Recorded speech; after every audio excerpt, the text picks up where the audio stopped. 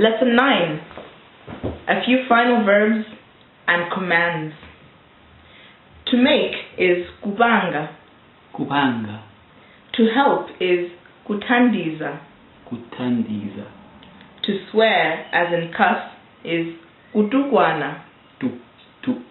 Kutukwana. To leave something is kusiya. Kusiya. To go is kupita. Kupita. To come is kubwera. Kubwera. So I'm coming is ndikubwera. Ndikubwera. Nawo means also. So also is nawo. Nawo. So if you want to say I will also come, you will say ndibwera nawo.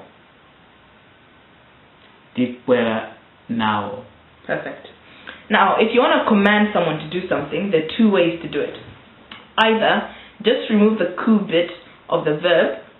So in to go is kupita, you can say pita. It just means go. Or you can remove the ku and add ta, and it sort of means you should go. So tapita is you should go.